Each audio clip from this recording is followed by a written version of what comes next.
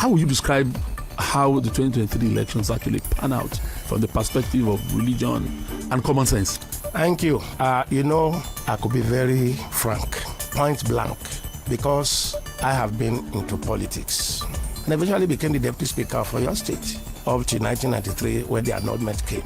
Then I come to 2023, the way it has gone. I sympathize with my Christian brothers and sisters, the church leaders. I sympathize with them.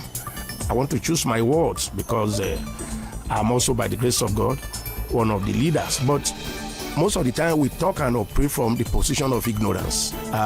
What the apostle said, I bear my Jewish brethren testimony that they have zeal, but not according to knowledge. Our president now couldn't have chosen otherwise. If not, he would not even pass the primaries.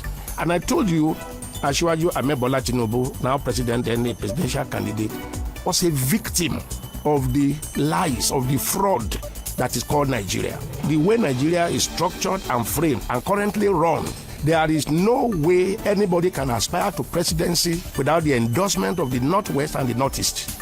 That is the fraud. That is the lie. And he knows it.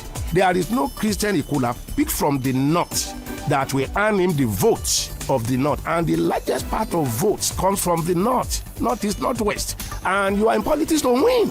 The only thing I said to him was that, well, before the public declaration, you could have called the Christian leader because, they feel rubbished and explain to them there is no way. Yoruba people said, if you want to catch a monkey, you behave like monkey. If not, you can't get to monkey.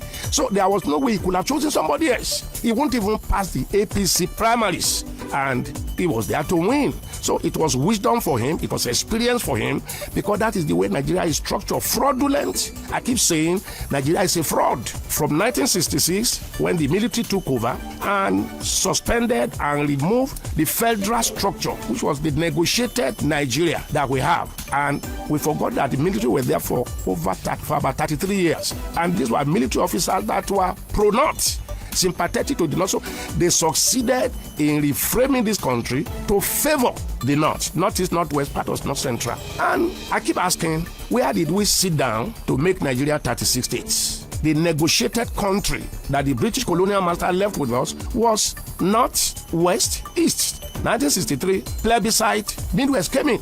The British colonial masters that sat on us for over 100 years saw who we are, that we are not the same people.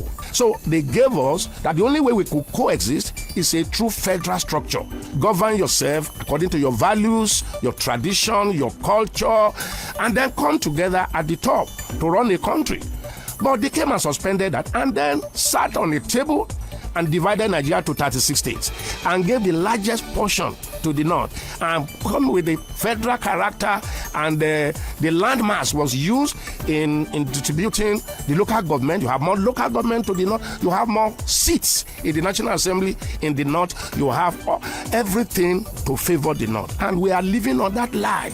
So Asiwaju Bola Tinubu couldn't have done otherwise, or else he won't get the vote he needed. So those who were doing Muslim ticket agitating were doing that from the point of ignorance. And let me tell you, 2027, it will still go the same way.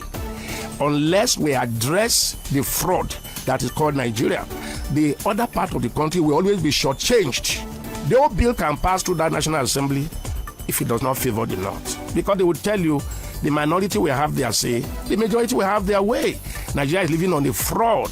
This is not the way to run and have the progress that we desire. And this is the truth. It could be bitter, except we address that issue of reconfiguring this country, of coming back to who we were before the British people came.